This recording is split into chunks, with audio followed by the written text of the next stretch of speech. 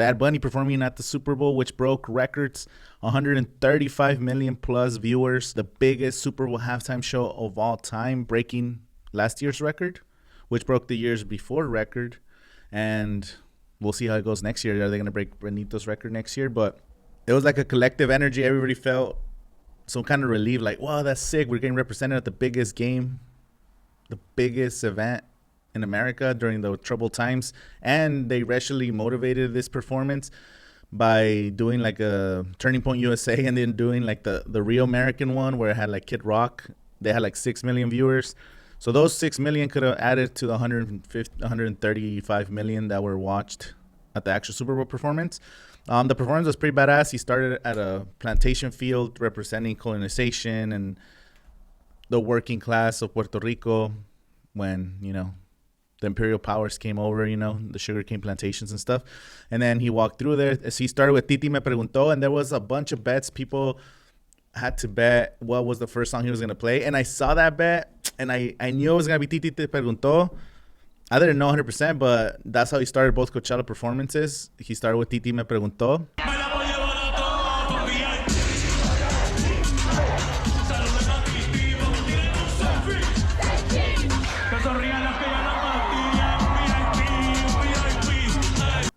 And if you start your Coachella performance with that, you're probably going to start your Super Bowl performance. And this is, I've noticed with other artists, Peso Pluma. I know I go to a lot of Peso Pluma concerts these days, but he started with El Rubicon at Coachella. And on his tours, he starts with El Rubicon. At other festivals, El Rubicon is just sometimes they know if you're going to be performing at Coachella to millions, over 40, 50 million people watch the Coachella live stream. It's maybe a third of the Super Bowl, but it gives you that kind of scope of scale. Like they're picking the same songs to start these massive 40 million plus performances. So I kind of knew Titi Te Preguntó was going to be the one, but I didn't bet on it. I did bet on certain players, and I didn't make no money. I think I never actually won on these bets. Just keep losing money. I use Price Picks. That's the only one I've been using, but don't gamble. That's just whack. There was someone shared. This person was running with the Salvadorian flag, and they were crying because they were representing their country, and other people's videos were like, "Wow, our flag is right there on the TV." Like, that was such a special moment, even for me, when they're like, "Oh, Mexico." Like, it was cool seeing the Mexican flag and people mentioning our culture on the biggest stage, football, the number one sport in America, you know, especially during these troubled times. And like I said, this is a great booking by Rock Nation, Jay-Z and his team, and Apple Music and the Super Bowl. Last year, we got Kendrick Lamar doing the Drake diss and everything. Now we got Benito. And they broke all the records. I think it was perfect. The special guest, Lady Gaga, doing like a salsa version of Die With A Smile. And then ended up dancing with Bad Bunny. And then there was a wedding. That was my favorite part. 2 people actually got married. They reached out to Bad Bunny and invited him to their wedding. And then he reached out and said, how about you guys get married at the Super Bowl with me? I'll be there, whatever. And these fools got married at the Super Bowl. And then Lady Gaga started playing after they kissed. And then my favorite moment was this little kid that was sleeping on the 3 chairs, because that's like iconic, at least how I grew up in like Mexican culture. But like, I guess all Latinos relate to this. You're at a party, a family party, you're like 6 years old, 7 years old, and your parents are not going to leave because they're dancing and drinking, having fun. So you end up making your own makeshift bed and like 3 little tables, and someone puts a coat over you. And then your parents are still partying till like 5 a.m. Maybe that's why I still go to too many festivals and shit, but I don't want to talk about that. So anyway, yeah, there was so many cultural moments, like the power hours, El Apagón. So the song El Apagón is about them losing power, because that happens in Puerto Rico a lot. They have bad infrastructure when it comes to electricity, and a lot of times it doesn't get addressed by the government. It is technically a United States, almost like the 51st state. It's a territory, but they're all American citizens. And he kind of made it a point, like, oh, the lights go out. But even in the dark times, even when you're getting oppressed here in the United States and you're being demonized by the government and these officials, you could still turn it around and be positive and have fun and be with your family and your culture and dance and smile through it all. And you could have weddings and you could have all this happening. And then the message at the end of the performance was love is stronger than hate, which kind of ties all of this together. And I think that really resonated with people. It resonated with me personally. Like, yeah, like there's more good in this world than bad. We've been seeing nothing but negative coverage of everything. News are just negative. Social media is just negative. And then everything they're releasing with all these files, it doesn't seem like there's any good news. But that's like the Latino culture pride is like, even at the worst times, even when you're at the bottom of the food chain, the working class, the immigrants, you're still going to smile through it all, and you're going to keep fighting. You're going to keep showing up, and you're going to be with your community and your family. And that's number one. They try to distract us and divide us, but we're still like a big community, and we just need to stick together and continue to fight. Bad Bunny doing this doesn't solve any problems. Like the next day, even here locally in the Coachella Valley, there was deportations. There's still ICE raids happening all over Southern California. I'm pretty sure all over the United States. So that's not going to continue to stop. But it was like a collective sense of relief, a collective sense of identity and unity at the Super Bowl. So I was super happy with the performance. To be honest, I felt like it could have been a little better. The messaging and everything was badass, but the actual, I don't know, like El Apagón didn't even have like the drop with the EDM hype songs, and I don't know. It was actually pretty cool, but I think I expected a little more, to be honest, but overall pretty good. So what does the NFL do from here? You have 135 million viewers. Who do you book next year to top that? Because the NFL's not slowing down. And the people that are mad, why have an all-Spanish halftime show? The reason NFL is doing this, yes, they want to give us that moment and Bad Bunny and Latinos and this. But at the end of the day, they're trying to sell their product. And at the end of the day, the NFL is trying to expand globally, like the NBA, like soccer, real football. It's a global audience. 135 million. There was a game the same Sunday in England between Manchester City and Liverpool that had like 3 times the viewership than the Super Bowl. And that was just a regular season game, because the audience of the world when it comes to sports, when it comes to soccer, is just way more bigger.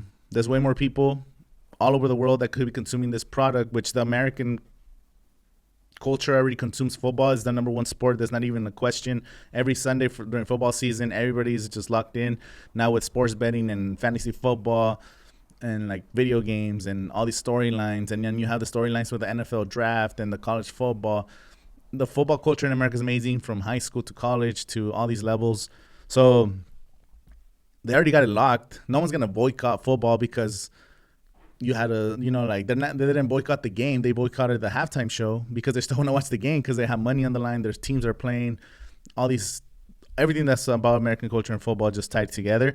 But internationally, they still haven't reached billions of people. They're only at 135 million.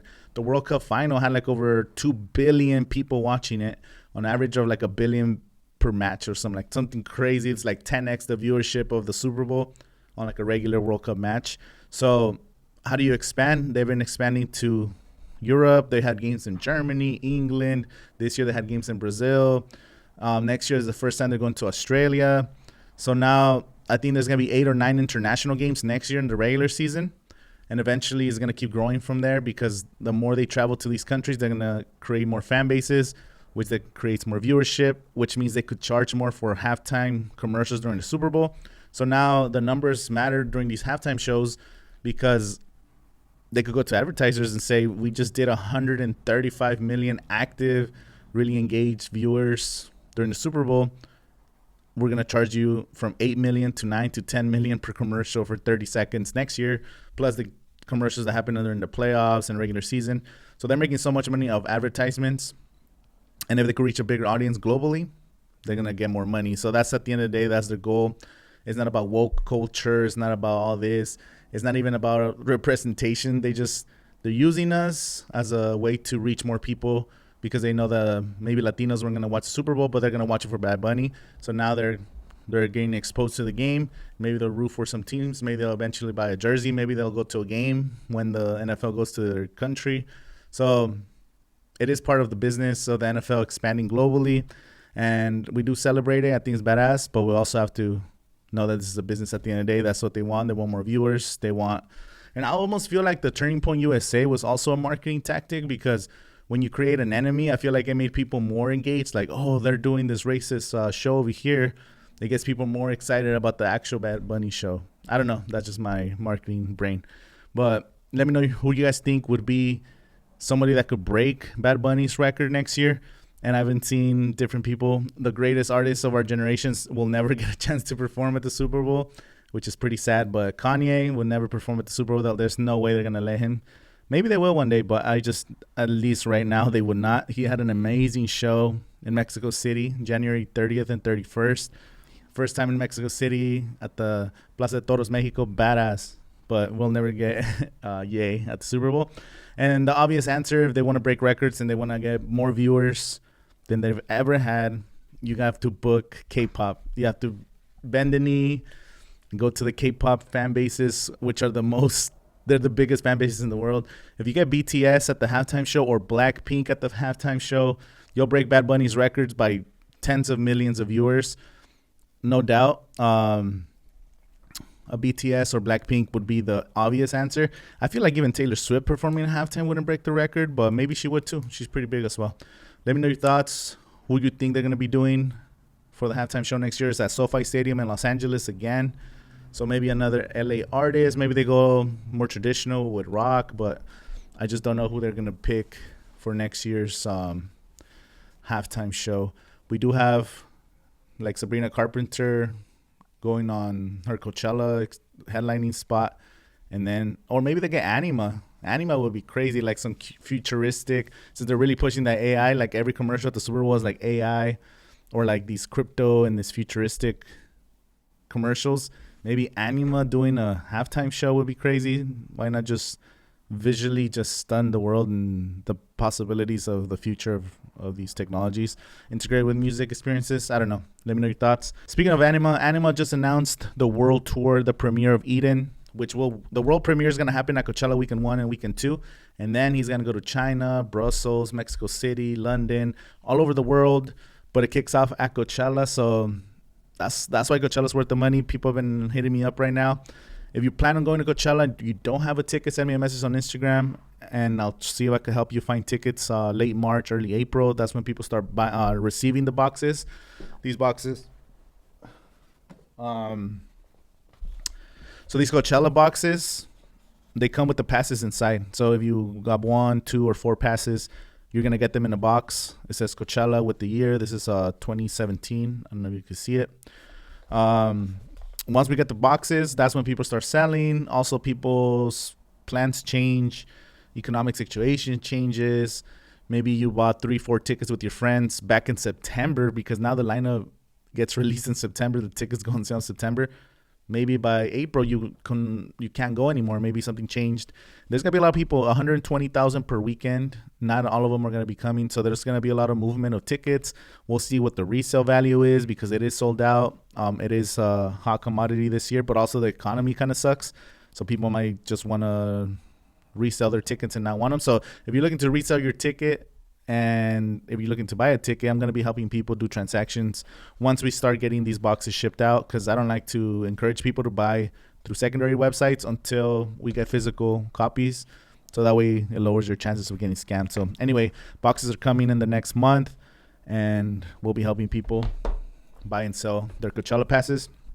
So we're excited. So you have Anyma doing their world premiere. You have Sabrina Carpenter's first headlining spot, Karol G's first headlining spot, the first Latina to ever headline Coachella. And she was, during Bad Bunny's Casita, she was a cameo. And maybe Bad Bunny performs at Coachella with Karol G. I think that would be pretty sick. Could see that possibility. She's definitely going to do something special. Another tour that's kicking off today, actually, as the recording of this video. Cardi B is going on tour.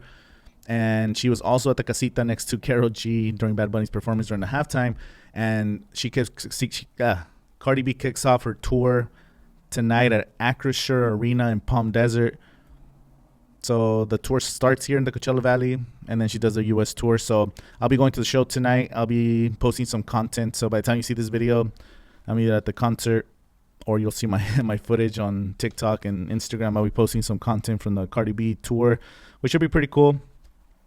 Also, I think it was on Saturday or Sunday, Natanael Cano posted that he's about to drop an album, which he said it's going to be the best album he's ever made. So that's pretty cool. He's coming back. He said he had like 40, 50 corridos already finished. And then from there, he's going to pick the best ones for this album. Super excited because his last album, it was cool, but it was more like a hip hop. He said it was more like hip hop freestyle, just partying with friends. he didn't want to do corridos because it takes too much work to craft the sounds and everything. Like that's what this album's gonna be. But the last one was more like an experimental hip hop album, and he did get the Perlas Negras, which was a banger, adding to his resume. Nata's gonna be badass whenever he comes back to the United States. So it's gonna be sick. So Nata lost his visa, but Trump is doing the $5 million U.S. citizenship gold card, I think it's called. So Nata should just pay that, invest those $5 million, getting the visa and then going on tour. He'll make those $5 million back, and he'll be a U.S. citizen. It just makes sense to me. I don't know. Let me know your thoughts. Natanael Cano new album. Also, Junior H just dropped a new album. I haven't checked it out yet, but they had the album release party last night. I didn't get to go, but I had friends in the industry that were at the release party. So Junior H dropping a new album. Definitely going to check it out. Also have Mills the God dropped a new album, the Purple Swisher Sweet mixtape. And I ended up doing the album cover for this mixtape album. This is Mills the God's first album since 2021. It's only like 7 songs. I think like 21 minutes, but damn, he's got some bangers. The Purple Swisher, probably my favorite song. More Money, More Problems, also fire song. Like that one came out like a month ago. I've been listening to that one nonstop. So check out Mills the God's new album. Other announcements, we have Sueños Festival in Chicago got announced.